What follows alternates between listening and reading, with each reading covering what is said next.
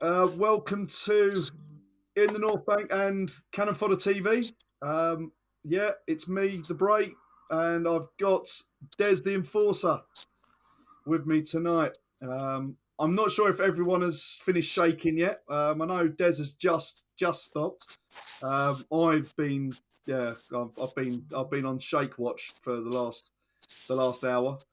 But look, 4 points clear after the City game.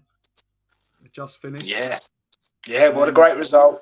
a massive result today. And I talked about these next two games as being massively important for us being away from home. And that's just the first of those two big games. So, yeah, join us when we get stuck into that 1-0 win. But yeah, there's going to be a lot to talk about.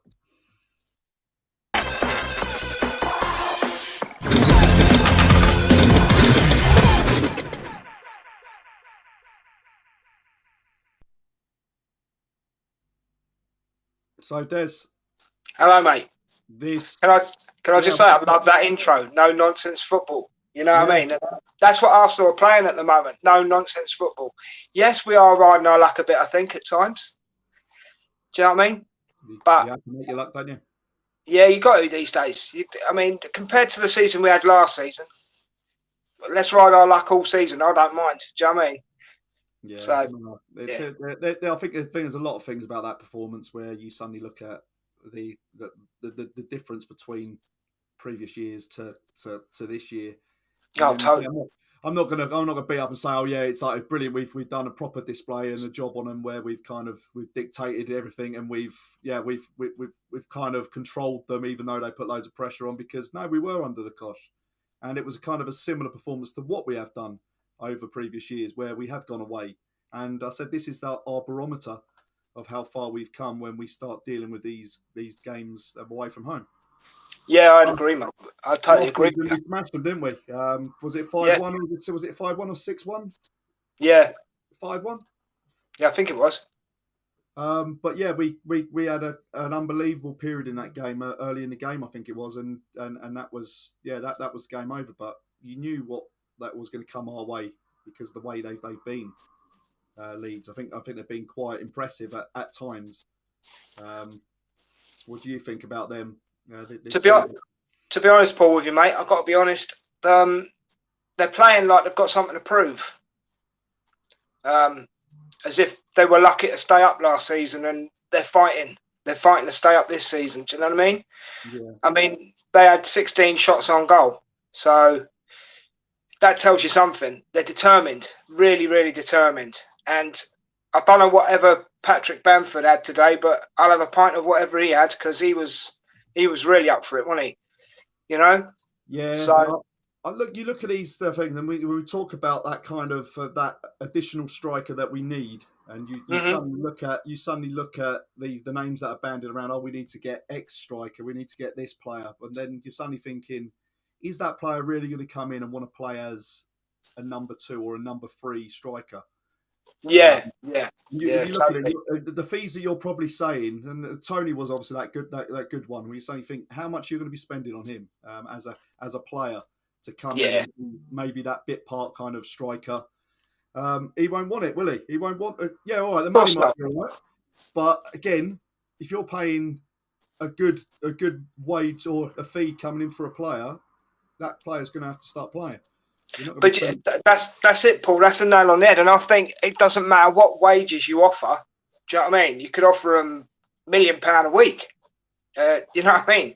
I know that's a silly figure, but are they going to want £1 million a week and not play? You're going to want to play, aren't you? Yeah, no, I just think it's just more. It's more that kind of yeah. If you're paying that money for someone that's not going to really be playing, and it maybe be that kind of someone off the bench, then Mm. that kind of fee is not going to be spent because it's wasted money at the end of the day. It's not improving your first team squad. That's why I say someone like a Bamford. I'm not saying that we go get Bamford, but that kind of energy he had, and Yeah, the real energy, the real effort, and that could be an additional kind of bit of the Arsenal. You know, you look at it and you think, well, yeah, someone like that who isn't really a proper household name, but has got that little bit about him. And yeah, there were a few times where he's caused mayhem. Yeah, But yeah, there were a totally. few times where he literally just kept on dropping the ball, miscontrolling the ball, and a couple of times. But yeah, he just caused mayhem and carnage. I mean, let's be honest, Paul. Right? End of the day, you make a fair point. Thing is, how many mainstream strikers, as you say, and I know we're going over the same point, but it's the truth. How many mainstream, even though we're top of the league and it's like an incentive for people to join us in January if we stay there, right? What mainstream strikers are going to want to come to play second fiddle? They're just not. So you've got to start looking at people like Patrick Bamford. You know, you can't even look at the lad at Fulham. Get his name, say his name for me, Paul, because I always get it wrong. Malkovich, yeah, John Malkovich. Yeah, that's the one. Great actor, great Yeah, actor. But you couldn't even encourage him to come to Arsenal because he's not a second string fiddler. You know what I mean? You don't want to be a bench warmer. You know, I mean, even if you look at Nketiah, he's had chances and chances, and lately he couldn't hit a barn door, could he? Let's be honest. And we've paid him a massive wage. You know, and I don't know who do you go for? I would say someone like Bamford. Who else can we think of? Let's have a think. It's hard. It's hard to think of somebody. It is. Like you just look at it and you just think you want someone there who can maybe just be that extra additional player kind of player. And again, you're not looking for another star. Again, if we get Champions League, then that opens up the door to those extra funds as well. And exactly. I looked at it and I thought, and I come back from I coach my boys' football, and we had a late kickoff, and luckily the delay. We'll get into that shortly. I missed the first 20 minutes. Yeah. And got in, and then after that, I just. Yeah, you looked at the whole game, and it was decent in the first half. I thought it was very controlled, but then obviously that second half, we did not help ourselves one bit. No, but I don't think Leeds did either. I think there was a few wayward passes, weren't there? And I mean, it was a wayward pass that led to the Saka goal, didn't it? You know. Oh yeah, that's it. So they obviously got a right kick in the in the changing room at half time, which they must have done. Yeah, he must have absolutely threw it at them. Do you know what I mean? They got their press right, and they were relentless.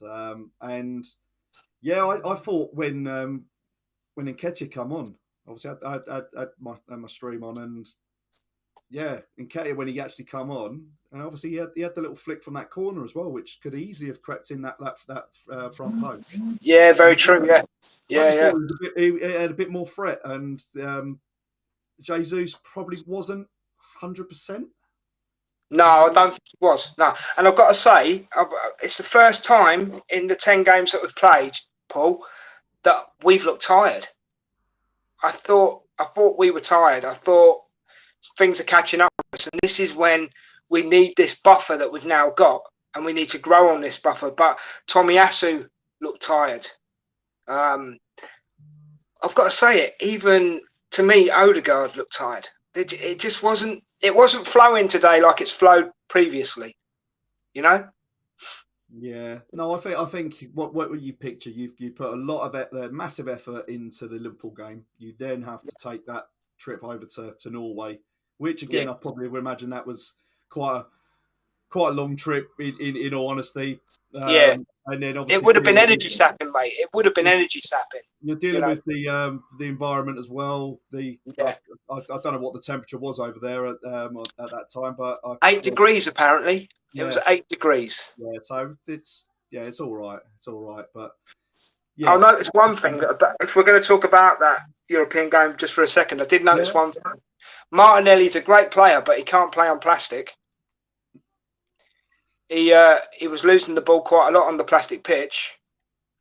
I think it's really hard because you look at that and you think, well, how often do these players really play on those kind of surfaces? I know you have those indoor kind of training centres and everything like that. But when you're actually playing in an actual game, weather conditions and all that. But you got like, and the ball doesn't roll right, and you know that way, and it sticks in there. Yeah, you'll have the water in also. I'm sure they do something to it to make it a bit greasier, but I'm sure they probably didn't want to do anything like that for Arsenal. Well, they watered the pitch, didn't they? They did actually water the pitch. Yeah, but no, I look at it. I think it was just job done. Get in there, get back out, and get the points, and you move on. Like today. Yeah. I mean, I'll take these wins every week if we're staying top of the league. To be honest with you, Paul, I'll take them every week. I don't care how dirty they are, because everybody thinks. I mean, I've heard this throughout the week, right? I've been listening to a bit of sports talk and that sort of stuff. And there's Tottenham fans saying that we're getting ahead of ourselves, okay? I don't see it like that, because people like me and you and everybody in Cannon Fodder, probably, I can probably vouch for everybody, we know this is going to, or something's going to happen where we're going to have to keep fighting. So we're going to lose more. We are going to lose more games. But we're not getting ahead of us. Do you know what? I'm not getting ahead of myself. I'm just enjoying it. And I think that's the difference this season. We're being able to enjoy our football as fans.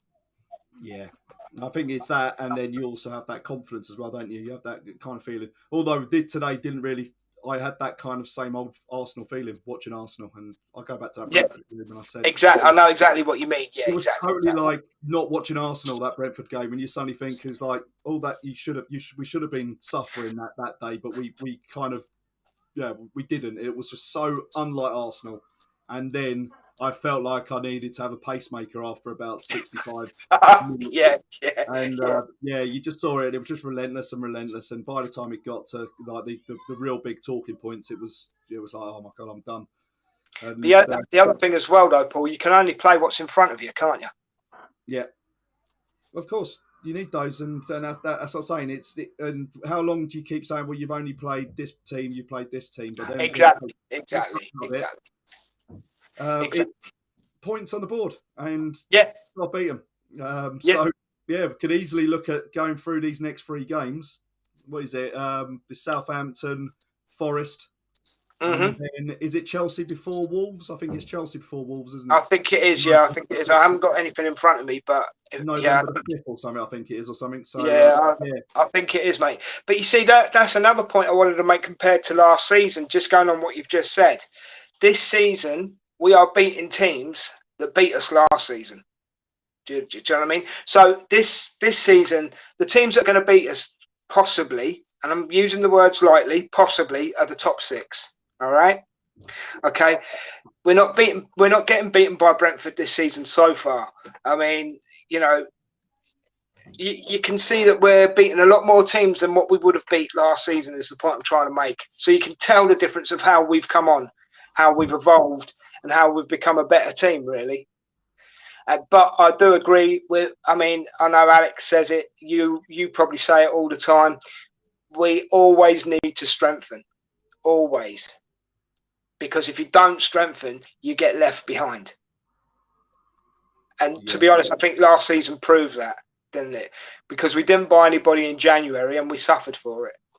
No, well, I think it's quite clear what my feelings were, and say that was really good. Where you say you don't strengthen and you weaken yourself, and I think that was done over a period of 10 years once we moved to stadiums, and we became complacent in the boardroom. We lost leadership. We lost the whole kind of identity of what Arsenal were about at that stage, where we had those quality players that we had, and we decided when we come to the Emirates that we were going to look to compete against the big teams. And then when you suddenly saw that we were not improving that kind of playing staff, and we were allowing players to leave every year, it weren't good enough. And there should have been someone with a backbone in the boardroom that would have overexerted themselves or pushed themselves, and suddenly took a little bit of leadership and said, we're going to get some money into the club, so we're going to actually go and move us on.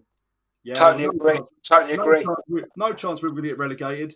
just be that little bit more forceful with what the funds we had available, and that could have kept maybe. And we're not even talking massive amount of money. We're talking maybe 70 odd million. That may have kept a couple of players in contracts, or maybe got one signing through the door at a time when players were questioning. Exactly. And you know what, mate? There are. I mean, I know. We're not the days of when we bought Lee Dixon and all that kind of player. Do you know what I mean? And the new 50 million is 30 million. Do you know what I mean? But there are bargains out there. Look at Marquinhos. To me, the lad's a bargain. Yes, he's a rough diamond, and yes, I still think we haven't worked out what we're going to do with him. To be honest, as an example, but he's going to turn out to be worth every penny. I would say the same for Tomiyasu. Going to turn out to be worth every penny. Ben White this season. No one's talking about the 50 million price tag now. They're all going, oh yeah, he's worth it. He's worth it. Rambo. No one's talking about his price tag anymore. Oh, Ramsdale's amazing. He's worth it. And I totally agree with these comments that people are saying and writing and everything, because it's positivity. And this is what I'm liking about this Arsenal team now, Paul, right? It is like it's a little family. It's getting, it's close-knit. Arteta's keeping them together, keeping them focused. Even Xhaka is focusing on the players, and the fans are more involved now. If at home now, I would say Arsenal fans make the 12th man, because I've never known Emirates, not that I've ever been, but I've never, even on the telly, I've never known Emirates as loud as it has been this season. Yeah, I would say from being a season ticket holder, it's nice to see. Certainly this, I've been taught this about 18 months now, where it's really started to feel that way. And there were the murmurs kind of towards the latter part of the season, last season. But look, the atmosphere has come on leaps and bounds since obviously like when Emery was there, and even the early part of Arteta, where there was quite that divided opinion. And it will still be there. It'll always be there. I don't think it will ever change. He's obviously always got something to prove with other parts of the fan base, no matter how well he's doing. But yeah, that's it. So let's go into the live chat quickly. There's no problem. A lot of movement. Richard's in the chat. Hey all. How you doing, Richard? And yeah, you better believe it. I said, massive 3 points. I think that's when it come in. It was like, it is an unbelievable weekend. Could have done massive 6 points. If you think about the Man City Liverpool, it's a massive 6 points, Paul. Really, Look, well, no, we got. It was great in the WhatsApp channel. I had there was that little message in there, and it was like, do we need to worry about it? And it was like, well, I'm not really worried about whatever happens, because I still don't see us competing with them directly. And we know we've still got to go to Anfield. We know we've still got to go to Manchester City. And you suddenly think, and then still play them at home as well. And you just think, well, there's so much involved, and there's a lot of football to be played and a lot of consistency to achieve as well. And they've lost today, but it was on the cards. I had 2-1 Liverpool in my. Oh, did you? It was on the cards. I don't think Liverpool would have liked to have been beaten again after losing to us. So it's one of those. But massive result and a massive weekend. Richard, we have to tough the games out like this.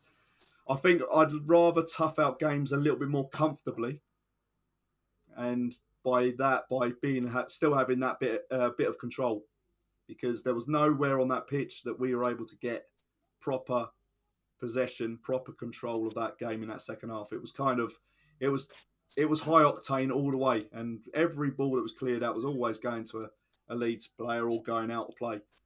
And then it stops you breathing, doesn't it? It makes you like, Ooh, you know. I myself suffocated. I don't know if I was like, sitting in the box. I was suddenly claustrophobic. I was just like, Yeah, exactly. Yeah. just make it stop. Yeah. But yeah, it was Arsenal. You've got to do it a little bit easier for us. It's just, but I don't think I could do many of those. It was interesting. This obviously, I when I was having a sneaky break in play when in the game, I quickly switched it on, and it was like, oh, it's been delayed. And I was like, okay, that's interesting. I didn't know why or whatever, but obviously, no floodlights to worry about, and you're suddenly thinking all it is just VAR, and you're just suddenly thinking, what a load of garbage. Well, a game can go ahead without VAR, can't it? It's not like, you know. Look, in the end of the day, if the two teams agree and say, yeah, we don't really mind, then again, if the league say, yo, that's fine, that's fine. But again, you probably have then the counter arguments of it of being other teams that if a decision goes a team's way that hasn't been ruled on by VAR, which was incorrect, then you will have that argument saying, well, VAR is ruling all the other games, but not this one. So it's one of those, isn't it? You'll always have someone moaning about a decision if it's against us. Well, yeah, exactly. But, yeah, look, you've come overnight away. You've set up you've done all your kind of warm ups. You're all ready to go. You come on, you get hyped up, and then you go off after just over a minute, and then you're waiting 40 minutes again until you get back on again. So, look, I'm sure at some part of the game that probably was affecting something. I don't know. It's the same for both teams. Though, at the end of the day, I look at it like that, and you just look at you just see it, and whether or not it was a massive issue, 40 minutes, yeah, it probably is more from. I'm surprised no one got real injured or something like maybe a like a muscle injury or something like that, because that's normally what happens. You warm up and then you stop, and then you then have to go back through it again to then get back out there. So I'm pleased that nothing else has happened like that. But yeah, I don't think it affected us. Did you? No, not really. Not really. Just, I think if anything, it made us more up for the game. Maybe, even though I know I said we looked tired, it probably made us more up for the game, I think. Yeah. And I think that's what's happened in all 10 games. To be honest, we are up for the game. Then whatever's being said in that dressing room, Paul, is it's getting in people's heads and it's making them perform. Well, mate, we know what goes on in that dressing room, and yeah, we have an inkling of what goes on in that dressing room, and that message that comes out, and that's kind of like what all of us would be kind of just like saying, that kind of passion. It's nice to see from a management point of view, and I think everyone is in tune with it, and it's I love it. I want to see that passion, and yeah, it is nice. Yeah. But, look, we've just got to keep going, and we've got to have that same mentality throughout each game. And yeah, you're going to ride luck, but you're certainly you're gonna make your own luck by doing it. And yeah, over the last couple of years, we haven't really had a huge amount of luck to really crow about. So I would agree with you there, mate. Totally. Yeah. Not, you know.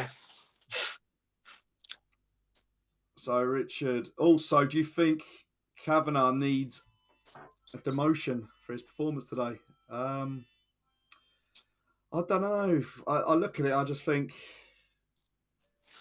it's just a bit silly. You're giving decisions, but then again, it goes to VAR, and I mean the Saliba handball. Yeah. And but you see, it's like what they said last week, Paul. If you compare that to Gabriel's last week, it's one of them again. All right, it was given today, but it's one of them again. You could also go, well, I've seen them given and I've seen them not given. Yeah. Do you know what I mean? I think from the distance away that ball's coming over, and he's done it. He knows straight away it's hit his hand, and I'd say that is a penalty. I totally agree. But there are those that would say, I've seen them given and I've seen them not given. So you're damned if you do and you're damned if you don't. Consistency, isn't it? It's consistency across the whole board. The Gabriel one, I don't know how you can give it a penalty because of the distance between players. And you looked at it like that. The guy was, I think it was Jota, wasn't it? He just tried to flick the ball back. And Gabriel's arms weren't in an unnatural position, considering he's running towards his goal and then changing direction to then get himself set to kind of make a block. So he's doing it. It's more balance. It's not above his head. Then you had the penalty decision. Was it Newcastle? Who was the guy? The defender. He had his arm up in the air that same weekend. Oh yeah. Oh. He's the one from Brighton, wasn't he? He's about 6. Yeah. And he's like, that's... Is it Burn, wasn't it? But that was given as a penalty, and you suddenly think, well, that is kind of a little bit unnatural because not only is he 6'7", that arm is about 7'9". Yeah, exactly. Yeah, you're talking nearly 9 feet if he stretches his arms up to the top. So you look at it like that, and you think, well, they're not technically the same kind of situation, but I know what you mean. Consistency and not re-reffing games. That's the bug. You look at that, and Do you think some refs? Depend on VAR too much? I think they become more cowardly. Right, that's a fair point. Yeah, it's a fair comment. I think they are afraid to take leadership and ownership of their decision or a situation which should be handled on the field. Yeah, exactly. Make the decision as you see right, and then if it does go to VAR, then so be it. If that's a blatant error, then that is what VAR is for. Okay, the referee may not have seen it. He might not have had the right angle, but to him, he thought that was a decision. So if it's clear and obvious, there you go. It's in the ear. Go and have a look. Done. But not these subjective ones, which are just it's ridiculous. And the Bamford one with Gabriel was. I mean, it was a joke. It was a joke. Bamford shoved Jesus to the ground. Yeah. He shoulder barged him, a 50-50, and all they're saying is, but Gabriel left his leg out. Well, he's trying to get himself back up. So to get yourself back up, you've got to swing. Yeah? If you're on your backside or your back, to get back up, you've got to swing yourself. So you're going to swing your leg. So it's going to look like a kick. Yeah, the thing that really done it for me was how Bamford reacted. And I was just going to say that, and Bamford overreacted, and the referee reacted to Bamford's reaction. Yeah. But you saw that little still there. It was more that he'd hit his hand or his arm. Yeah. And then all of a sudden he went over and started holding his belly or something like that. It was like, hang on a minute, or his leg or something or something like that. And then suddenly straight up. He should have gone the whole 9. He should have gone the whole 9 yards. Do you remember that Brazilian player when it came off the corner flag? It hit him. Yeah. And he said it hit him in the face and it hit him in the stomach. Do you know what I mean? Bamford might as well have done this. Do you know what I mean? He was searching for that penalty then, wasn't he? Yeah, searching for it. Like they knew, obviously, they obviously had the missed one in the first half, and he wanted to put right. Bamford wanted to put right or wrong. That's what happened. And in all honesty, they probably deserve the point. I think just overall, I think with the chances they created and the way they actually put us under pressure, we wouldn't have begrudged maybe a point. Yeah, it'd have been disappointing because we would have looked at it and said, well, that second half, we weren't really at the level we needed to be. Exactly. For whatever reason, it was not an Arsenal-like performance in the second half. What we've been used to this year. It was very flat. It was very flat, wasn't it? Yeah. So let's hold on a minute. I want to go back more into this chat. That's all right, mate. You do whatever you want. It's your show. I'm a patient man. Evening, Colin. The tables never looked better in the Emirates era. Yeah, definitely. Cole called 1-0 to Arsenal and 1-0 to Liverpool during the watch along. Oh, okay. Good start. To be honest, I thought as soon as we got that goal, I thought we might have turned the screw and we might have had another one. But Yeah, I'd had Liverpool to win, but yeah, as that game ended up 0-0 at half time, I thought, yeah, there's going to be one goal in there. That's all it's going to be. But it was good. That's good prediction. Yeah, good odds as well. Yeah, that would have been very good odds, I bet. So yeah, seeing War Games a wide forward who can play across all three positions is a better idea. Talking about positions, just for the second, Paul, right? Yeah. I'm going to chuck a curveball in here, all right? Okay. Now, Tierney played midfield on Thursday night, okay, at Bodo. Do you think that Arteta is trying to make Tierney a more versatile? I mean, I know defenders offenders. I know the rules, but do you think he's trying to make Tierney more of a versatile player, where he could say, right, okay, you can do left back, but you can also do midfield as well?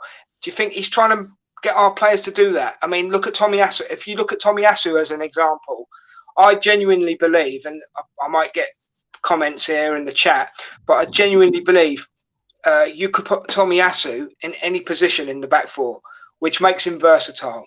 Okay, you could say the same about Zinni. Yeah, you can play him midfield or you can play him left back. And I know there's that argument that Tierney's more defensive. I totally understand that, but do you think he might be trying to do that with Tierney, or am I barking up the wrong tree here? Do you think? Well, I think from all those positions, certainly those defenders, you've got the ability to play inside. When we've got the ball, they obviously want them to tuck inside and play almost alongside Partey. And I think, yeah, you see Zinchenko doing it, but you also then need to say, okay, Tierney, that's not really your game. And this is why I say that, because obviously Zinchenko's come in, he's been a bit better at dealing with that. And he's got that in his locker. That's part of his DNA as a player. Whereas Tierney hasn't got that naturally. He's more of getting outside and going on a run and getting in crosses and stuff, and being that little bit more competitive. So yeah, it's a way of playing, but yeah, he's got versatility as well. He can play at the left of that centre defence as well. But yeah, he can add something like that into his locker where he does step inside and play a little bit higher up, then it means that everyone can shop and change. And yeah, that's what I'm thinking. And look, you've seen Tomiyasu come in on the left as well. He's done it today as well, where he's come in alongside Partey as well. Yeah, and yeah, it does look nice. So I think that is just a quality that we need in the system that Arteta wants to play. Because it covers you better for injuries as well, doesn't it? Of course. Do you know what I mean? The rotation as well. You think if you can keep rotating around and you're not losing anything, then it's going to be good. And yeah, for rotation across all kind of competitions, it's going to be a lot better. Exactly. So yeah, what a strike from Saka. From that angle as well. How did he get that in there?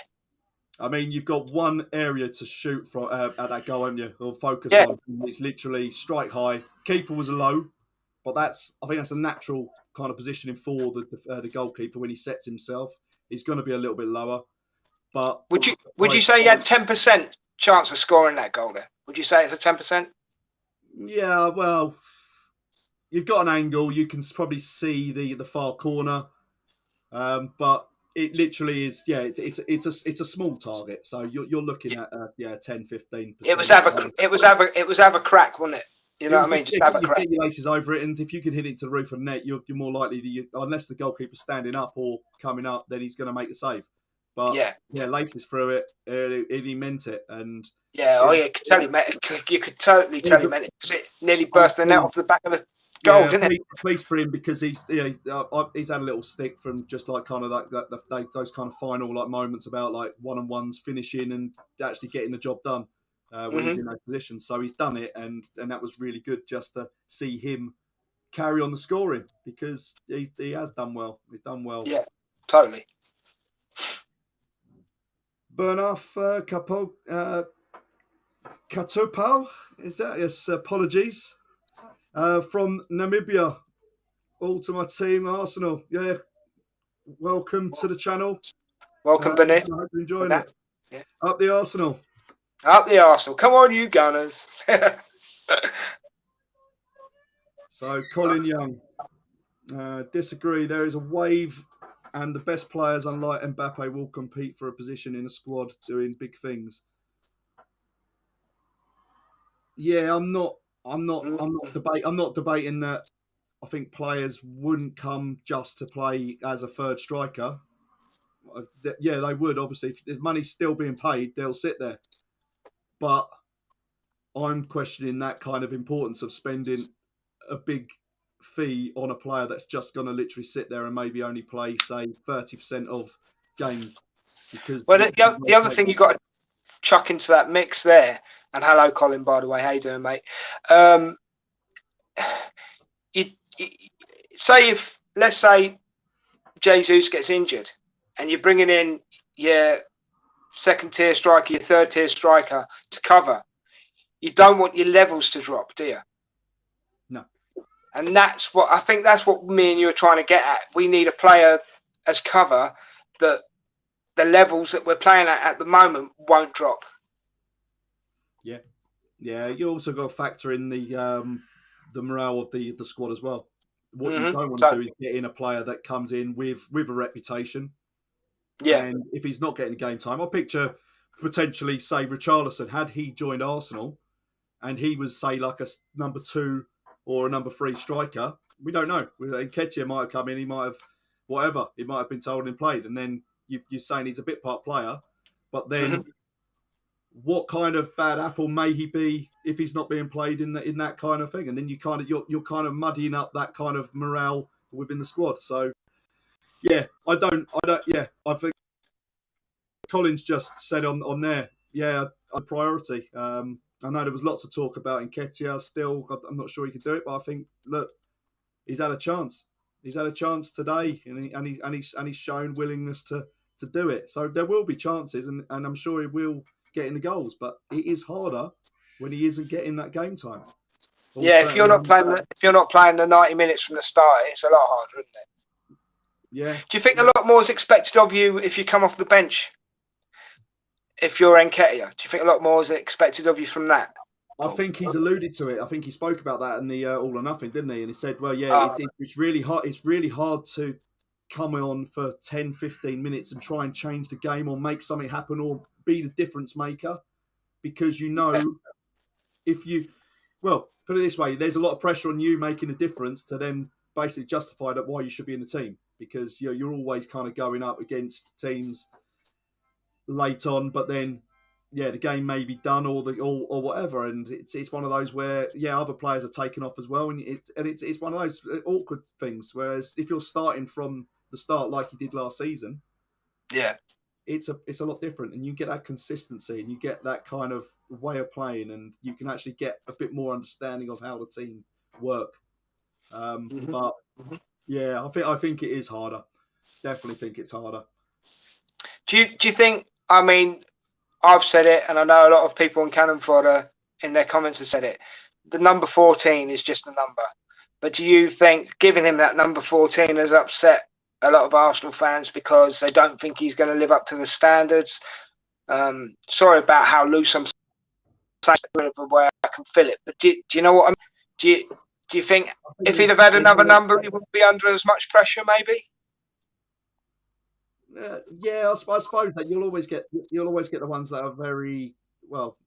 All fans are very precious over numbers, and you remember all your icons and your legends. Your legends, and you're always looking at it, but you say it's just a number. It's not. It's one of those. We have had some shocking players fill in some of our numbers. Tell us about it. Yeah. I mean, giving William Gallas a number 10. You know what I mean? It's like bad enough. You're suddenly thinking, it's just a number. And look, he's been given a chance. Whether or not that chance is 1 year, 2 years, or 3 years, if it doesn't work out for him, then we have that option to sell him and get money for him. There's value in him by signing that contract. Yeah. So that's the only way. Go and prove yourself, and that would have been said when he signed his contract. Not he's been given promise after promise, but go and prove yourself, and then if you do it, then well done. Totally. Then if you're not scoring goals, then we're going to have to look for a number 2 striker, which is going to come in and he will be over you and you'll find yourself back as a number 3, or we will sell you. And I think that's the harsh reality of football. And I think that's that. In the end of the day, that's it. He's been given that carrot. Go and prove yourself. But we can now sell him rather than let him go for free. And 2 years or 3 years down the line, well, whatever. It could be like that. It could be like this year, and you suddenly say, well, he hasn't scored many goals. Then it might come to next year, and if it is similar, then it might be, well, all right, okay, well, there you go. It's not happening. We're gonna look for to sell you. Yeah. And we might next season, if we got Champions League, then we go out and get another big striker. So, Paul, you kind of put me on the spot before, right? Yeah. So, transfer window opens tomorrow. Who are you going after and why?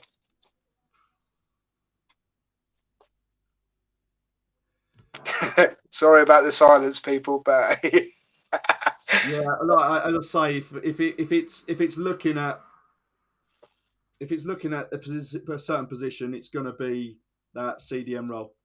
Yeah, okay. Well, the other one I was going to chuck in the mix as well, right? I think Saka needs cover. So, because I don't want the lad to burn out, and I know everybody says Emil Smith Rowe. Yes, I know, but he's injured at the moment. Do you know what I mean? I must admit, I like the look of this Mudryk. Is it Mudryk? I like the look of this Mudryk lad. Yeah. I think he would suit the role pretty good. Possibly Neves from Wolves for the central midfield, maybe. There you go. There's my 2 pence worth. Whoa. Yeah. I thought about Neves again. You see, it'll be interesting. I'll tell you what. Yeah, the rumours are with Bellingham as well. That was one. Yeah. He's obviously not that kind of CDM. Everything's fell through with Luiz apparently as well, hasn't it? The contract, so it would mean that we need to spend big on him to get him. We will. So there'll be another target that we will look to go on, and whether or not that is Tielemans, I don't know. I've forgotten about Tielemans because it's because of what's happened. But I also heard a rumor that, and this is just a rumor, so I don't want to get the chat up in uproar or whatever else. But I'd heard a rumor that we're thinking about offering money and Lokonga for Locatelli.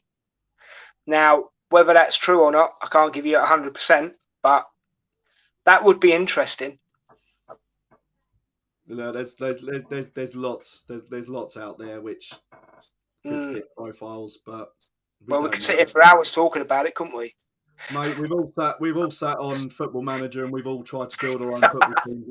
Tell me about it. You look at it like that and you just think, we spent countless hours to trying to do that, and we're finding out those wonder kids and everything like that. But you look at it and you just think there are players out there, and look, if we're in this position come January window when it opens, they'll be queuing up to kind of come to us. I would say.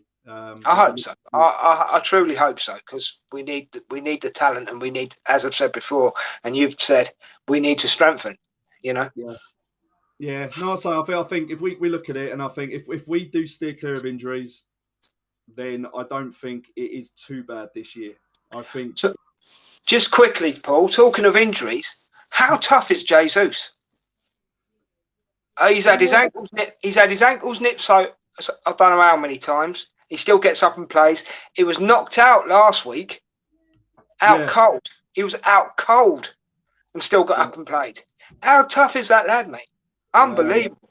Unbelievable. He's got a good work ethic. I think you can see just the way his personality is. And again, this is that winner's kind of mentality. I'd say you get down, or you go down, and you want to carry on. You want to have that fight to kind of carry on and just keep going. Mm-hmm.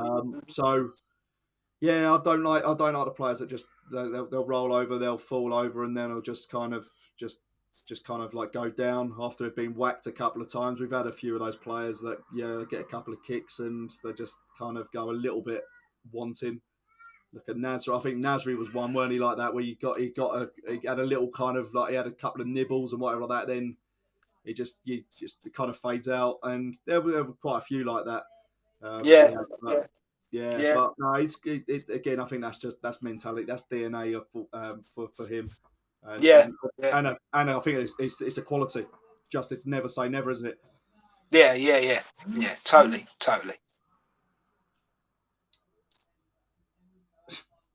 Colin says, Des, are you saying we're only 10 games in? That was a little bit earlier, so that was all right. Yeah, but it's 10 games, isn't it? Yeah, it's only 10 games. Yeah, you're right. Yeah, thanks. But Colin, man, don't confuse an old fella like me. It does me nothing. Yeah, but we are only 10 games in, and look, I'll tell you what, it'll be nice if we look at it and say, well, we played 14 and we've got 13 wins in a couple of weeks. How long is it before they break off for the World Cup? I think it's about the 14th or 15th of November, I think, or something like that. I think. Right, so it's about a month, yeah? Yeah. So, here's a prediction from the enforcer, right? So I'm enforcing this, everybody, okay? If we're top of the league come the World Cup, I think we'll win it. There you go. Go on, comments, go mental. I really don't mind. But I genuinely think if we are top of the league, right, when it comes to the World Cup, I think we'll win it. I really do. Because the break will help us. And I tell you what, if our Brazilian lads aren't even picked for the team, the Brazilian team, it'll be even better. But there you go. I'm putting my neck on the block. If we've still got a lead, come the World Cup, Arsenal will win the league. Yeah, no, let's say, look, we're gonna put ourselves in a massively good position if we stay there. And look, we may increase the gap.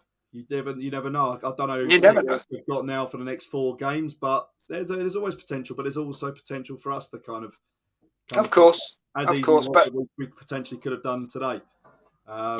So that's why I'm not too worried about what they're doing. Had it been like in March or April and that game was going on, I'd be like, and we were kind of in this thing, I'd be like, oh yeah, I want to watch this, and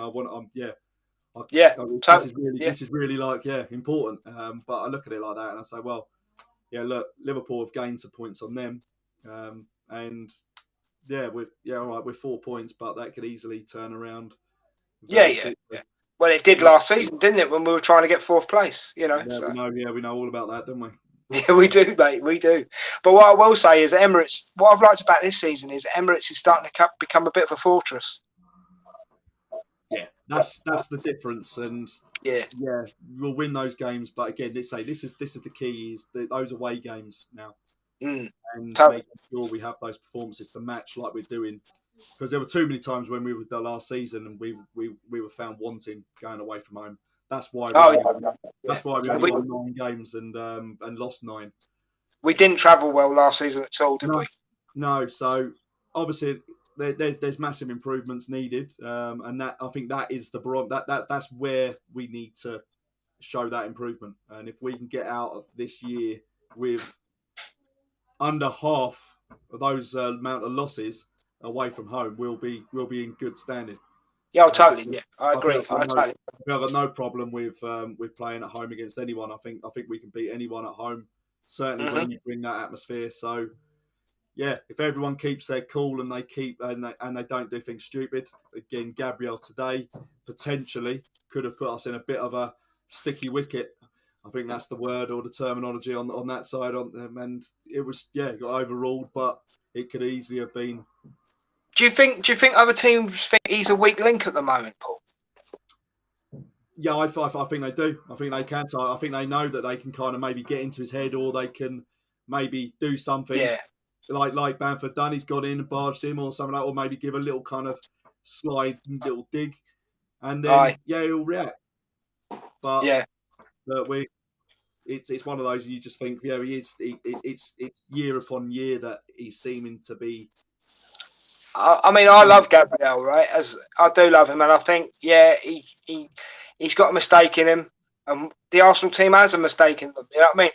But to me, he always looks upset and angry, doesn't he? Even when he's happy, he looks upset and angry.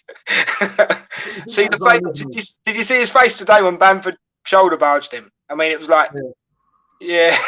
I think that's though. I think he's got a proper big kind of like focus, like mind. He's like when he goes to the games, he's really focused, and Yeah. you can see it in there, the concentration there. But there's a time in that game where that kind of concentration turns into like a red zone, and it just kind of like he almost gets the old Incredible Hulk eyes, and just suddenly, just has that kind of like moment, and he'll have that 1 minute kind of like thing, and he'll go and do something crazy or silly, or whether or not it's a bad pass or or he'll do so, pull someone back, or just little things like that.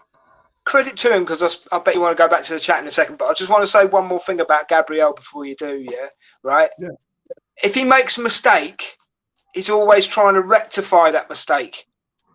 Do you know what I mean? And we haven't had players like that before. We've had players that, I've made a mistake, head automatically goes down, and that's it. They're done for the rest of the game usually, Well, this lad is like, hold on, I've made a mistake. I've got to do something to rectify this mistake.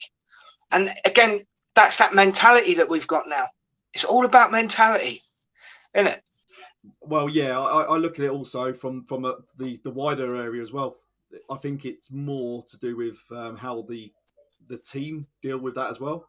Yeah. It's not just him. It's a team. It is a team thing. I get what you're saying. Moment, they're not kind of like being negative. They're like, come on up, you get this, let's go again. And it shows from what's happened when we have got into bad moments, and we've come back. Dust yourself off, son, and let's crack on. Do you know what I mean? Like you look at it and you think, well, last season you suddenly thinking, where were those characters then? And you suddenly thinking, like, someone makes a mistake, and you've got to say, certainly early season, or like Aubameyang or like Lacazette, were they really kind of positive? Yeah, exactly. There was lots to talk about him being really good with the youth players and everything like that. But you're suddenly thinking, I think there were times where it was a bit heated with him and the others, and you just think, well, that's maybe that mentality change as well, which has helped it. Go on a bit more. So, I think it's just a whole kind of squad change. I think that. Yeah. So, Colin, again, last season, at the end of the season, under pressure, we saw today, on a bad performance day, we would have folded like a Kamart lawn chair. Yeah, you're right. Yeah, he's right. He is right. Yeah. Yeah.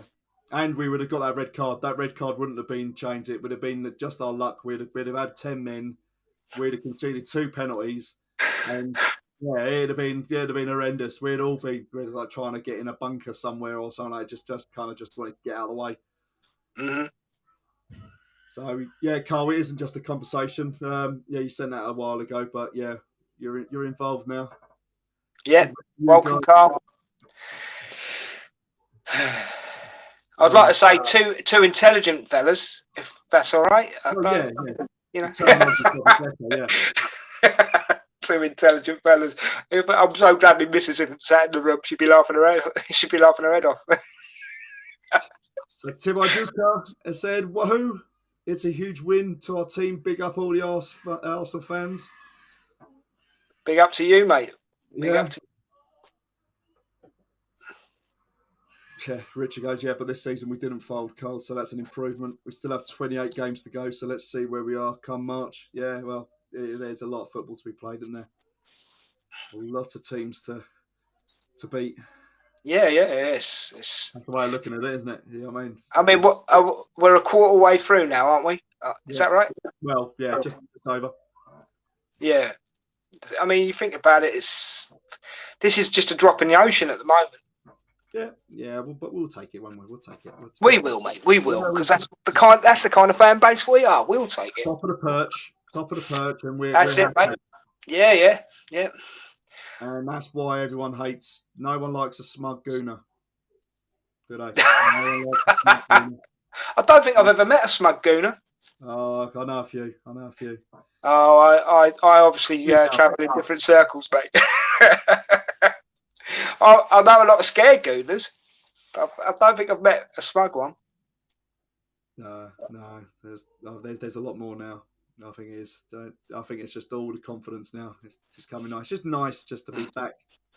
Yeah. So it's nice to be one of the superpowers again for a change. Yeah, we're not quite there yet. No. We're almost like Spider-Man, but without his web kind of shooting out feature. So yeah, we're Aye. getting there. We're almost there. We're almost there. We're not quite. We're getting there though. We're getting there. Totally. We're on the way. So Ramsdale stood on his head today. Whose head was that, Colin? He stood on his head like he was like doing a headstand. Yeah. Oh, okay, yeah. He put the entire team on his shoulders. Look at that. Yeah, all right, I'm with you now. Sorry, Colin. It's been a long day. Paul, tip, mate. Read the whole thing. I was reading it backwards. Look, he played really well. He did. He's my man of the match. He's my man of the match. Even with that penalty though, and it went wide, and you suddenly thought, I think if it was on target, I think he's got to it. I think he was. I think he'd have got. I'd be honest with you, Paul. I think he would have got to it all day long, mate. Yeah. So So that was just nice. I think just the way he was. I think it was just all good. It was out very sharp, and he's had a bit of pelters, hasn't he, recently about decisions 1-on-1. I wouldn't say full pelters, but you know what I mean. Just Leno would have saved that. Also, there were a couple of little things like that. It was like, look, he's come in, he's played a blinder, and he's saved one below the belt, which must have hurt, and he still got back up to make a second save to go and do it, which, as we know, it isn't the most comfortable kind of place to be hit with the ball. No, not at all. So, ex-goalkeeper, mate. I mean, I'll give him man of the match just for that. To be fair, yeah. So, I mean, I'll be honest. If Rambo's got one slight fault, sometimes he gets a little bit overexcited. Caught up in a moment. He likes to play quarter. And that's a good way. That's a good way of putting it. Because you want to get that camaraderie with the Arsenal fans. Look, the last one that really done that was Seaman. Yeah, totally. Yeah, totally. Yeah, Seaman would be that one. We would have all that camaraderie of having that little bit of laugh with that goalkeeper. But he's tried his hardest, and obviously, whether or not that was all to do with the negative stuff before he joined. Mm-hmm. You know, we had all the fans, the abuse going to him. It was just like, it's just unbelievable. And he's shut them up quite. Totally, mate, totally. And I'm amazed, going on your point for a second, I'm amazed. How did he get relegated twice if he plays like this for us? Well, you can't win a match on your own, can you? You can't, that's the truth. On those two relegations, he got Young Player of the Year on those as well. Exactly. It shows how bad back four were in them teams then, doesn't it? You know? Yeah, you can only do so much. In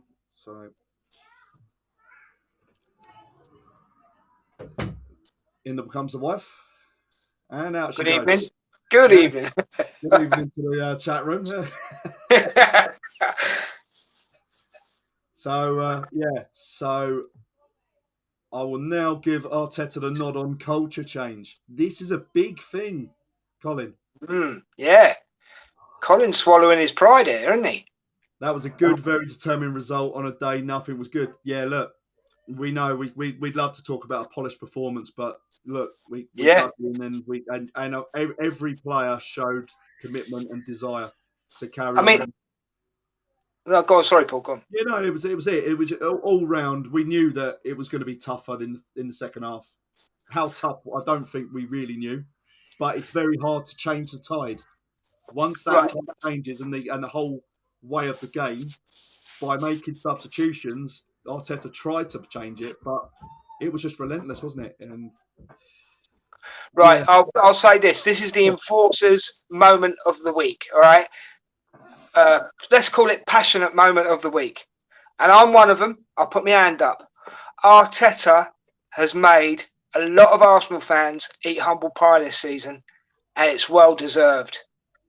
Well-deserved for what he's done. I was more, with my opinion on Arteta, was more credit where credit's due and then criticise if he does something wrong. Yeah? But fair play to the man. He's made a lot of Arsenal fans, whether they want to admit it or not, eat humble pie. And I will admit it, he's made me eat humble pie this season, and I'm happier for it. I had custard with my humble pie. It was lovely. Was it? It was, mate. Next time. But it's true though, isn't it?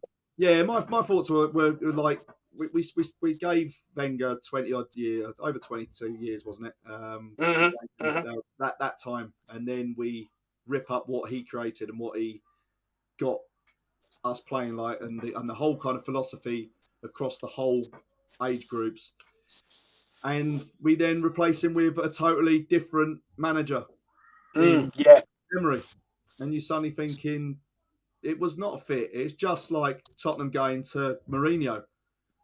Totally like un-Tottenham like appointment. Yeah, he's won trophies. Apart from Tottenham. So you can't take Tottenham out. You look at it and you think, we needed that appointment, and this is what I said, you couldn't then react after a season and just then say, get rid of him, because we're going to end up keep going in this vicious circle. Well, you can chuck the Ferguson debate into this, couldn't you? Because Ferguson didn't work out straight away with Man United, and look how far he went. So maybe Arteta will do the same, you know? Yeah, so it does take time. It does take time to get it all going. Richard said, Southampton away, Forest home, then Chelsea, and then Wolves away before the World Cup. But then we also sandwich in our PSV games, obviously on Thursday, 6:00. Yeah. And then Zurich, and then Brighton. So, a lot of football to be played. But look, as I say, I'd rather take those and then have one big game against Chelsea, because that's one game that you'll be earmarking to say, we need to get conditioning top for that game. And you look at it, Zinchenko will be back for a good part of those games, I'm pretty certain. So I don't think it's going to be long. Do you actually know what's wrong with Zinchenko? Because I don't know what's wrong with him. It's muscular. I think it's calf. Is it that reoccurring calf pain? Is it? He come on. I think he come off with a calf injury against Tottenham. So. All right. Okay. Yeah. So I think that's what it is. So I'm sure he's going to be back. I don't think it's going to be long term. I hope not. He's a good player. That's it. It's just something else to kind of help steady the tide as well. Take control of the ball. Not the whole nod, but a good partial nod. The tie. John the Gooner. What's this? What are you on about, geezer? What are you on about? Elaborate. I know we're a little bit behind schedule, but look. But our team, even these two games, they've not played well. Yeah, it's a sign of a better team, isn't it? And a bigger team, winning when you don't play well. And that's the point. I mean, that's what this Arsenal team's doing now. If we don't play well, but we're still winning, so you take it all day long, won't you? All day long. John the Gooner, the title challenge is now on. Sing it loud, sing it proud. Come on, the geezer, get it in there, son. Hey. Not when you have Cavanagh in charge, lol. Oh. Yeah, no. It was a bit questionable performance, not all the time, but I think it was just some. Do you know what, mate? I'll be honest, but when it does seem a lot of the time the English refs don't know what they're up to, right, or what they're doing. I wouldn't be against getting European referees in. They control the game better. They let the game flow better. There's been all previous, isn't it? That's been spoke about doing. Where Colina, I think, was in charge of it, weren't they? They were looking at that point when he was kind of refereeing. It was but either get our referees trained up properly and give us proper service. I think the only way they can really get around this, and I know they talk about all other VAR works in all other countries apart, and it seems to be the worst adoption of VAR is in the Premier League. Because you've got the whole kind of issue with the Premier League, the Premier Refs Association, and who run it. And you suddenly think, well, all those kind of laws that they've changed to suit VAR, it's just pony. It's just rubbish. It's just that there's things that they've changed that they didn't need to change. And if we can get some universal law for VAR, and that doesn't go between region and different countries, everyone will be so much more clearer. And No, I think that's it. I think there's so many different kind of like versions of it. It just makes it so cloudy, and no one really knows. So it's the blind leading the blind. Do you think we need more camera angles and actually in the actual VAR office? No, no. I just think it clouds it even more. It makes another camera. Does it? It will make another camera angle for someone to be objective about something else, freeze framed or slow motion. Yeah, to then give a decision that wasn't given on the pitch. And see what gets me about that, Paul. Right, in rugby league, right, it just flows. They know what they're doing. They get on with it. Right, that's a try. Whatever, on with the game. Football, the Premier League. You know what I mean?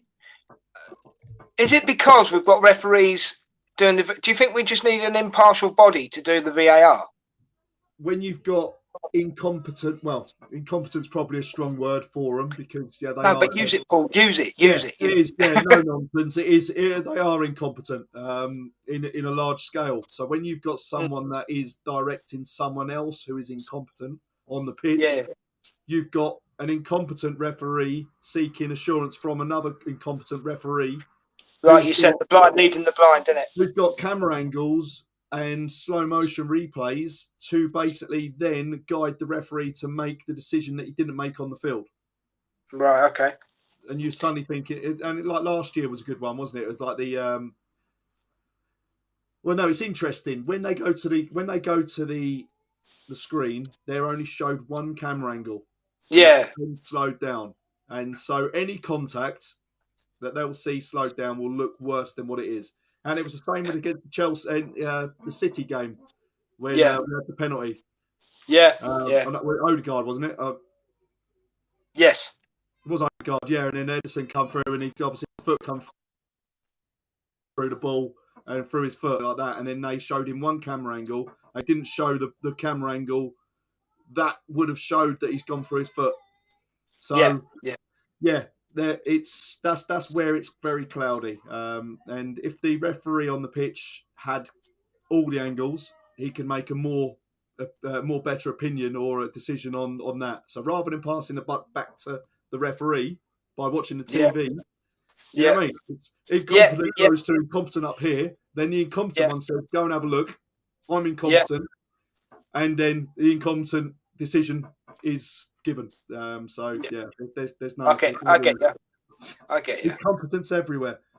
So, to save time, Paul, how about this? To save time, let the fourth referee see the screen. Yeah. Why not? Because he's nearer to the blooming thing, right? And he's a referee himself. Yeah. He could put it through the referee on the pitch and say, right, penalty, no penalty, whatever the case may be. You know? Well, anything's got to be better than what it is at the minute. That's all I say. I just think it's a bit. You're trying to make so many kind of decisions, and I think VAR's suddenly taken a big kind of step now, and there's been some big decisions that have been ruled by VAR. Yeah. You look at even City's goal today, and it was a foul, it was a pullback at the start, but. Yeah, I thought they'd given it for the tackle on the goalkeeper where he's with Haaland's gone in for the ball. But, it was just before that. But it was. I don't know. I don't want to talk about again, it's another thing you could talk about all day long, isn't it? Mate, it's a totally different show. Yeah, no, yeah, totally, yeah. God, dear, no, but. Really, really happy that they can come back now and just focus on Thursday. And if they win tomorrow, Thursday, then that group's done, dusted. Enough. We don't get the dodgy teams that are falling out the Champions League, do we? No, not the playoff. So you miss out on the playoff, and then just go in as group winners. So yeah. So, Richard, and the Spuds could fall into it. You know, they're only 1 point ahead in their table. Well, we're wanting the Arsenal crew to go and score a couple of goals. Yeah. They've got that. They're going away, aren't they, or are they at home against? They must be away to Marseille. Yeah, I think so. That'll be an interesting game. Certainly, Yeah. if they're not at their game, hopefully they'll give Kane a kick up the backside. He blooming needs one. Yeah. So yeah. So Richard said, yeah, he wants Tierney to invert more like Zinchenko does, like we kind of said, and that gives that extra midfield player when we do go forward. I think it's just being more solid across the board, whoever plays, whatever side. More chance of the overlap as well. Well, more underlapping and getting through. So once they've got the ball in, they can obviously. Yeah, I suppose. But I'm so used to Tierney doing an overlap, you know. Well, that's where that kind of difference is for him, because obviously his forte is going out there. So to try and learn a different characteristic or way of playing is a little bit alien to him. So that's potentially why maybe he's not, say, seeing that game time at this time, because he's not dealing with that part of the game. Plus, he's got that knee thing at the moment that could go at any moment, couldn't it? You've got to protect the players and give them game time. They've had long injuries, just like the others that have come back. So you've got to give Tierney credit, though. He's a total team player, isn't he? He's another one that you'd want to put in your army, wouldn't he? Totally. He'll always give 100%, and he'll always carry on. So yeah, really good. Yeah, Colin said, striker isn't the big purchase in my opinion. We still need 2 strong midfielders to complete the team. Yeah, well, yeah, we do. Mm-hmm. We don't disagree with that. Colin. But I think if you've got the money, go and get a striker as well. Yeah, I think that's next season. Do you think so? You wouldn't do it in January. You wouldn't do it in January, Paul? Again, were we wrong to have not got a striker in last January? Yeah, hindsight, when we look back at it and we say, yeah, all right, we were probably caught short, but we weren't expecting Aubameyang and Lacazette to blow up the way they did. That's very true. Very true. So you look at it like that, and you suddenly think, yeah, we gave Nketiah the run of games, and then he started scoring, and you're suddenly thinking, had he come in a couple of games before that, we'd be in Champions League. Yeah, that's true. Yeah, 2 points. But you do make a fair point. You do make a very fair point. Look at it like that. I think, well, if we get everyone back and we have El Neni, I'm sure El Neni come back, he's still going to give us an option. Yeah, people say, yeah, he's not the Rolls Royce we need, but he is still a player that comes in and he gives decent performances. And he doesn't moan. He just gets on. He gets on with it quietly, doesn't he? Never let you down, and it'll be there. So he's another option to play in that kind of a Europa or like the cup competitions or whatever, just to switch it around. And then you're talking about Zinchenko coming back as well. Look, there's players around, and if we do have to kind of dip into maybe say the youth squads just to get a couple of players in, just to add to a couple of numbers or give a bit of game time, then so be it. Yeah. If we're doing what we're doing at the minute, yeah, it's going to be tougher going in after the World Cup because there's some big games. But are we really, really that short with numbers? I would debate. I'd love to have the conversation at the end of the season. Certainly. Well, I'm up for that conversation at the end of the season if you want, mate. We'll have that on the review, and it's like, well, you just look at it and you think, well, look, we've made big strides this season to get where we are, and we've got rid of the players. We've made it go as small as it could go to then bring in the players, and we have done that. And then now, don't get me wrong, if there is a player on the market that is available in January, that is on our radar and available, and if another team potentially is going in for him, we might lose him, then we've obviously got to test the water and see if we can actually get him. But if we're in a bidding war and silly money, we're talking Chelsea or whatever, then and let's be honest, Arteta and Edu don't like spending silly money, do they? No. Every player's got a value, and it's one of those where you look at it and you just think I don't know. It's you have value, and this is why I said you didn't want to kind of be drawn into that Vlahovic one, because the money was going up and up and up, and it just seemed more and more that was going on about it was more and more dodgier. I'll tell you what would be interesting, and I'll just say this just quickly because I know we're probably running out of time. But Yeah. if we were to go up against the old lady Juventus in the league, yeah, and we beat them, and we could turn around to Vlahovic and say, "Look at what you could have had." Yeah. You know, I mean, it's a bit pie in the sky, but you know what I mean. He turned us down to go to the Champions League, and then they're going out the Champions League, and we're going the other way. Yeah, exactly. So no, it's just trying to go through here.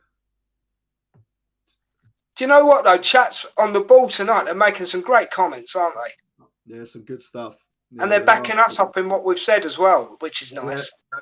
You know, so thanks for that, guys. It's appreciated. Hey, we have to have interaction because you make it. I'm tell you what, I might just let the chat have the floor one of the shows. That's cool. I we have to go, and we'll be guided by you. We'll be led down a dodgy path, I'm sure, by some. Yeah, you could be asking for trouble there, Paul, but it would be interesting. It'll be interesting. We'll keep it like regimented, and but yeah, we'll try and get more interaction. And I want to get a couple of you guys on. Colin, come and have your say. Come and get involved because it would be good. Kind of get someone else. Colin, my brother from another mother. I'll do a show with you anytime, mate. If you want to come on. So honestly, yeah. Richard says, do you think the fact Riley never wanted VAR that influences the way PGMOL uses the system that it didn't want, just to make it look like it doesn't work? Do you think that's what the trial one was? The trial one was just to prove it doesn't work and we don't want it. I think War Games has got a fair point here. Do you think it was like, oh, we'll run it, but it won't work, and everybody will boo it off the pitch, and we'll scrap it? Yeah, I find it. I don't know.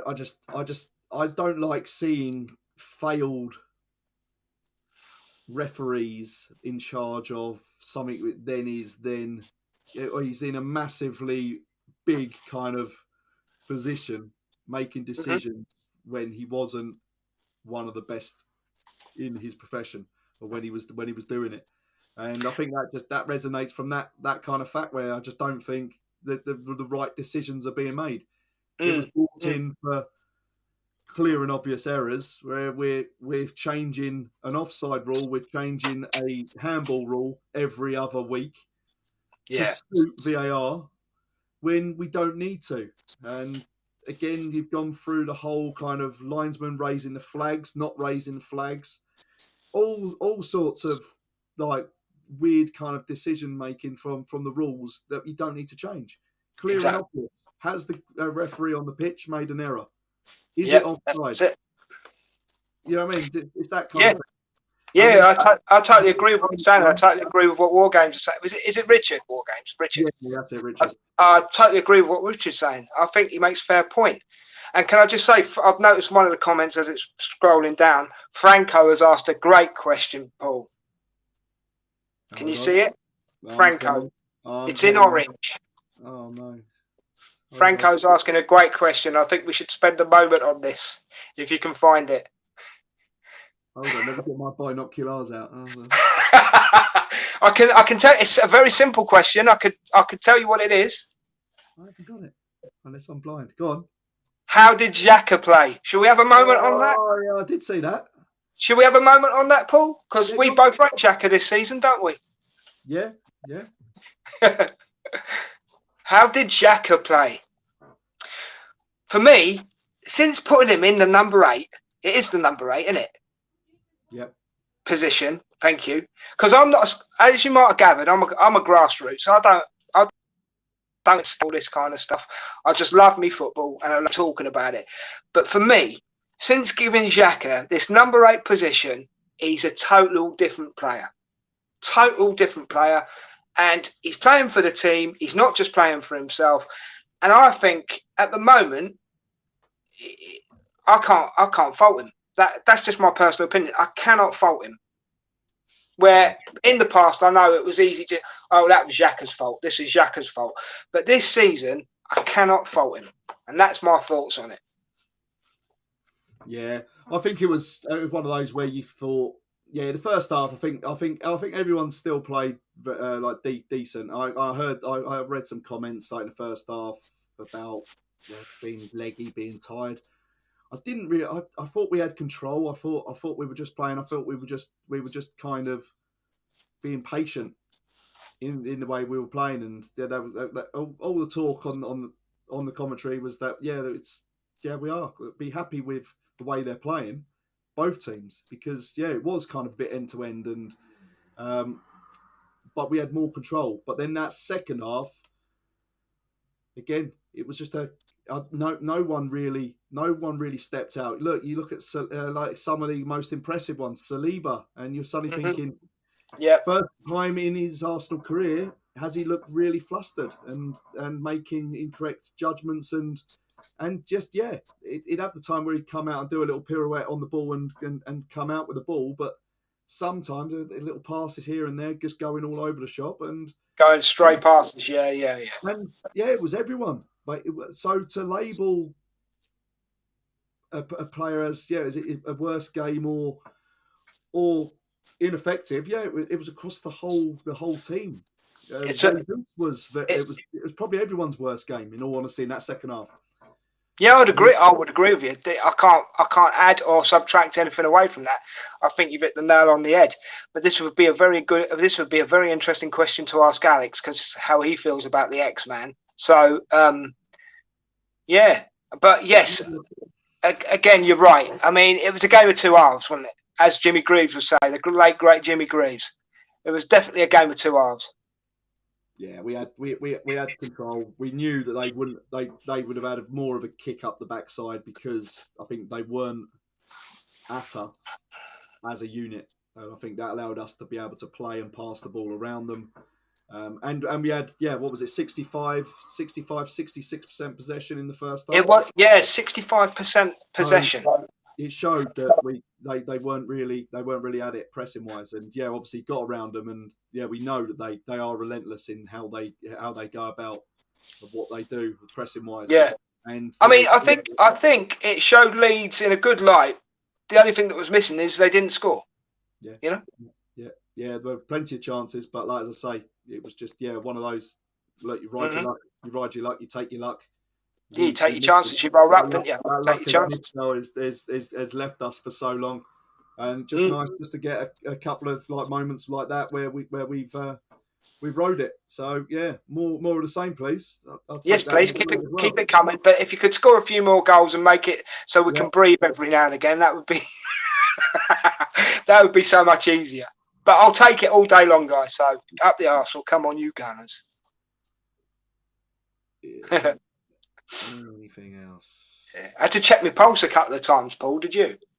I said I was sitting there. I had some family over, and I was watching it. And I'm potentially pulling out the sofa, and I'm going to hide behind it, and I'm just like, I was like, oh Jesus, I'm just go and get a beer from the fridge, and that was that, and it was just same old Arsenal. Yeah, we were just like that kind of feeling. It was just. Well, you could say we had the builders in, couldn't you? Because we got that 1-0, and then there's a brick wall in our goal, and you can't score. It's like back in the 80s, wasn't it? Ramsdale was that wall, and I think just overall, I think we rode it, but if we didn't have the belief, we wouldn't have got through that one. Yeah, totally. And that's it. And they all stuck together. They all worked. And as ugly and as horrible as that second half was, we done it. But as I say, you couldn't single out anyone to say they were bad or not. All I say is that I think probably the one was Vieira that involved when he come on. Again, I don't think it was. I think the game bypassed the midfield quite a lot, because Leeds were kind of knocking the balls long, and it was going straight to defence, and they were relying on knockdowns to kind of get the ball in and around those areas. So it was so bitty, and I mean, there was no. We got the ball, we try and play a pass in, and then we go and lose it again. So it was one of those, you just couldn't see any play, and I thought Nketiah was the only one that came in and It lifted the game a bit. Almost had we had a chance on goal and flicked it. It was a nice little flick, just the other side of the near post. So yeah, so, nice. I don't know. Again, though, the only thing that does annoy me, and I've been talking positive all evening, but this one thing does annoy me, and one of my favourite players is guilty of it. We keep trying to walk the ball in. There are so many times when we could shoot sooner, and we just don't do it. Yeah. I think a couple of times we've been all right with that, and we've been a bit more focused on being a bit more direct. But then it does revert sometimes to type where we do get the ball in the box, and maybe you're faced with a defender right in front, and rather than just kind of maybe just trying to get a little yard to knock the ball away, so he's got a strike and goal, we tend to maybe still dally on it, maybe want to hold the ball. I don't know.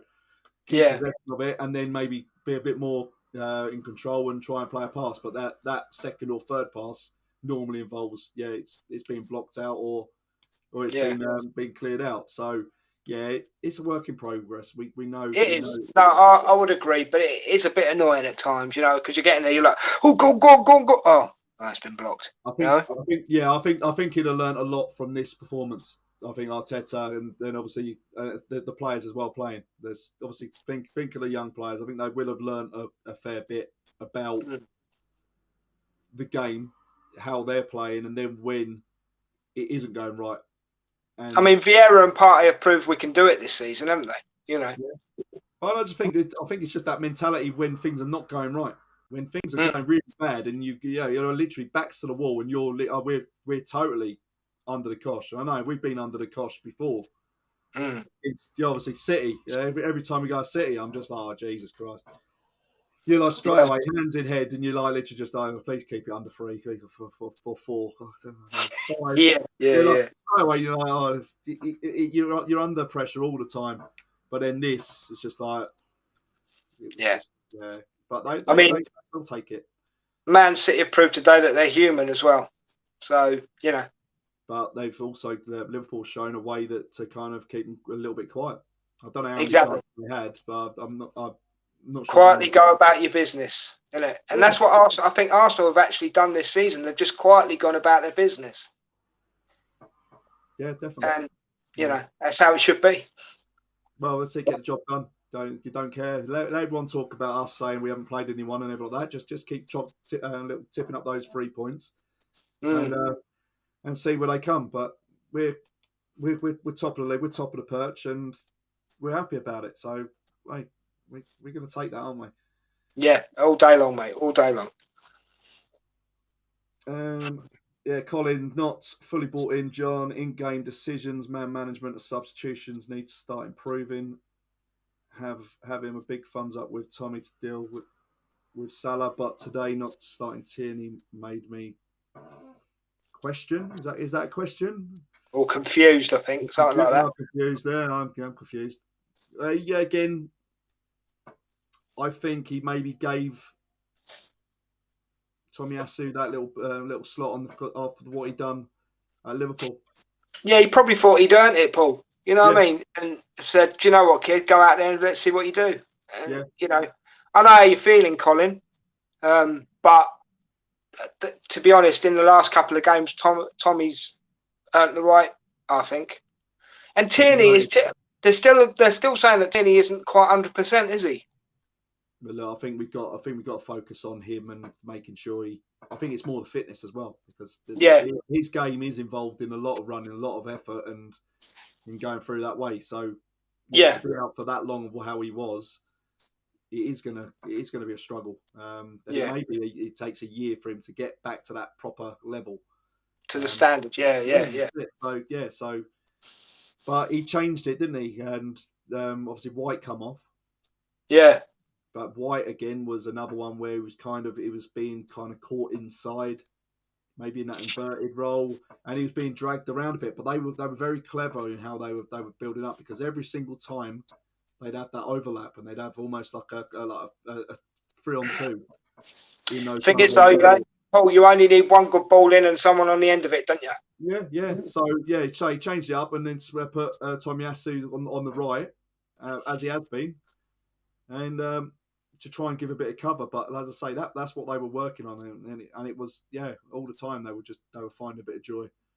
So lots to work with. And look, if Arteta come out of a game and suddenly said, "Oh, I've got all positives," and like that, then there'd be no point just like going into coaching. You'd be, you know what I mean? There's obviously got to be things you got to work on and what you can see and say, "Well, this wasn't good. This wasn't good." But look, you come back in and are Arsenal going to turn up to Southampton in that same frame or finishing this game in the same way?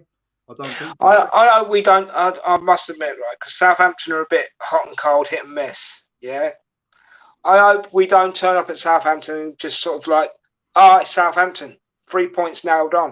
Do you know what I mean? No, we can't. We can never do that. We need to play every game like it's like our last game. Do you know what I mean? And it's like we need the 3 points. I hope that's how we turn up there. You know. Yeah, St Mary's is not a good ground for us recently. No, mate, I've been down there a few times myself. I know St Mary's quite all the way back to Chesney smoking in the changing rooms. Go all that way. Yeah. But that's it, and you see all those games, and you're suddenly seeing like the game last year, and they were in dire straits. We were much better, but we still then lost 1-0. Yeah. And you look at it, and it was just like, all these little games, and it's if they step up with the same mentality they've had this year, we will get the job done. Yeah, totally. And it proves, the Premier League has proved this season and most of last season, you cannot take anybody for granted.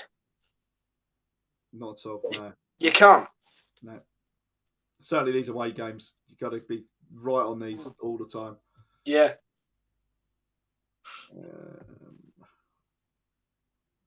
So I've heard Arsenal ladies are winning, which is good. Come on, the girls. Yeah, so happy days. I tried to get one of those pint glasses from the new advertisement. Yeah, the Hells. Camden Brewery, yeah. Yeah, they're sold out. Sold out, yeah, they're always sold out, yeah. They're only £8 a piece as well. They're worth it, I reckon. Yeah, they're nice glasses. They are nice. Yeah, but always sold out. Bummer. Beer's lovely as well. Boy, I would get some grief right now if I came on. I think the last not fully supporting Arteta in Canfodder. Right, look. No, you wouldn't, Colin. No, you wouldn't. Because all you're doing, it's a platform, mate. Yeah, Colin, drop us a DM on Twitter and come and get involved. Like, it's all opinions, and that's genuine, mate. The great thing about it. Hey, we can have a discussion, and you may disagree with something I say. I might disagree with something you say, but this is part of being on. Keeps the conversation flowing, doesn't it? Yeah, it's all good. So it's open invitation to anyone. If anyone wants to kind of come on, as long as we're keeping it clean. And, obviously. Good. Rules. And, don't break the rules, people. Yeah, we're here to talk football. We're here to talk about Arsenal, not refs, but Arsenal. So, drop us a message. So, Colin, come on, share your passion with it, because that's what it is. It's mine tonight. It is mine and Paul's passion coming out and how we feel about things. Come on and share it, all of you. I tell you what, the first time I ever did this, I was as nervous as hell. Sorry, Paul, for this, but I just want to get this out there to the chat. I was as nervous as hell. But then I was on here with good people, and do you know what? Every time I come on, I love it because I'm talking about something that I'm passionate and I love. And you can't go wrong. And yeah, we might disagree, but if we all agreed on the same thing, it'd be boring. So come on. I mean, John the Geezer's on there. You've got Richard, War Games.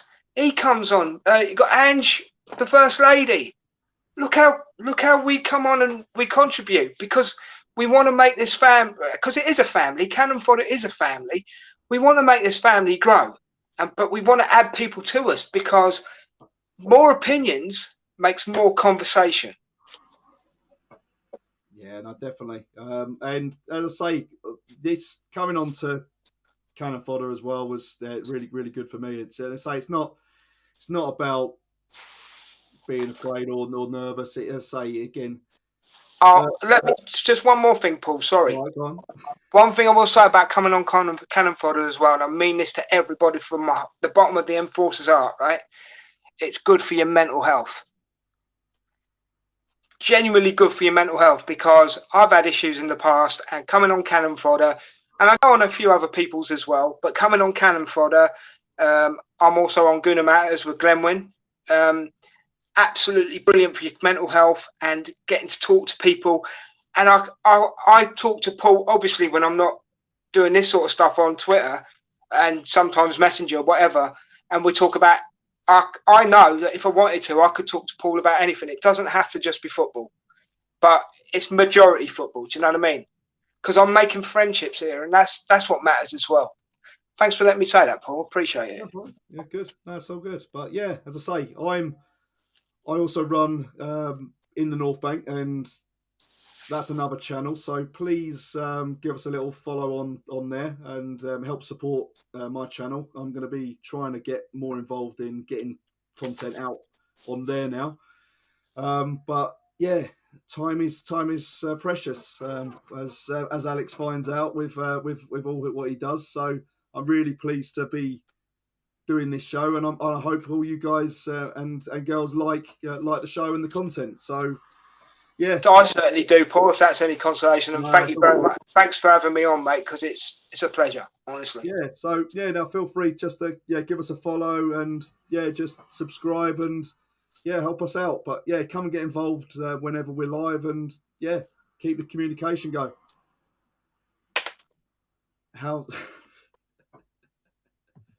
Colin? There's a question for you, Des. So how do I DM on Twitter? Well, first of all, Colin, you install Twitter, right? I don't know if you've got it in your neck of the woods. I mean, do you still live in trees? I can't remember. But download Twitter, mate. And then what you look for, is it in the North Bank is yours, Paul, isn't it? Yeah. So then you put in a search in the North Bank, and it will come up with Paul's lovely picture. I say that loosely, ladies and gentlemen, but lovely picture, right? And a bit of information about him, and all you do is follow, and then you can send him a private message, and he'll send you one back because he's quite nice like that. There's my handle there. That's how it works, Colin. That's how it works, mate. Yeah, so but he's good, and he's important about the mental health side. I'm glad you actually mentioned about it, because I think we all know someone that's suffered. Oh mate, it's rife. Since I mean, I've had it. I'll be open about it. I don't mind being open about it. And I'm sorry to take up a bit of your time here, Paul, but it's even worse since COVID. Yeah. And I think a lot of people out there, if they're willing to admit to themselves, and I'm not just talking about the people in the chat here, I just mean general, things like this help you big time. And so I can only thank you for that, Paul, and I can only thank Alex and everybody involved with Cannon Fodder TV, because it's a release. That's the biggest part of it. It's a release, Yeah, no, they're definitely sorry. Colin's made me chuckle. I have Snapple Chat, Twitter, and even TickleTalk. So, I knew you was playing, Colin. I knew you was playing. I think he'll be there. I think we've got him. I think we've hooked him. I think we've hooked a big one, Paul. I think he's coming on next week after Southampton. So 6:30 next week. We'll be back online. So hopefully discussing another 3 points. And we can listen to what Colin's got to say and communicate appropriately. Colin says sense of humour might be a handful though. So no, we're all right. Maybe have to get a theme going. Maybe we'll have to. Maybe just have to. You've got to have a nice drink. Have a nice glass. I mean, look at John the Gooner when he comes on. He ain't got a clue what he's talking about, but he's part of the Cannon Fodder TV and he loves it. Yeah. Sorry, John the Gooner, the geezer. I'm only joking. He's funny. No, he's good, John. Hopefully, we'll get him on at some point. I know Sunday. He's not too well at the moment, is he not? I have not heard, but yeah. I'm sure John, if you're not geezer, if you're not very well, get well soon, mate. I think you said before that you weren't feeling too good, were you? So get well soon. Get well, mate. But no, guys, thank you very much for your participation tonight. Des, thanks for coming on again. Good little Always show. a pleasure, Paul. Always a pleasure. Thanks for having me on. You do a great show, mate. We cover a lot of things, and keep up the. I nearly beat then. Keep up the blooming good work, mate. It's you do a great job. So crack on, and I'm glad I can be part of it. So thank you very much, and thank you to the chat out there. You're a big part of this chat. Remember that. You keep the show flowing. So thank you for that as well. Cheers, Paul. No problem, mate. No problem. Just the last one. Where has Eltel been? I'm not sure, but he's in Ireland, I believe. Colin, he's in Ireland. He's over there quite a lot now. He's at home, probably in the rain, probably a windy coast. And last time I spoke to him, he was on Stormwatch. So obviously, you've got to get Paul. You've got to get the Godfather on. He's an absolute. We'll try. He's an absolute diamond. Yeah, we'll try and get some more of the regulars as well. See what we can do. But yeah, Colin, Lynn, John the Gooner, anyone who I've missed, thank you for your comments. And yeah, look forward to speaking to you all next week. And yeah, 3 points. Come on. Let's make it happen, Gooners. And you know you want it. You know you want it. Well, yeah, you'll be watching Cannon Fodder TV. Up the Arsenal, top of the league.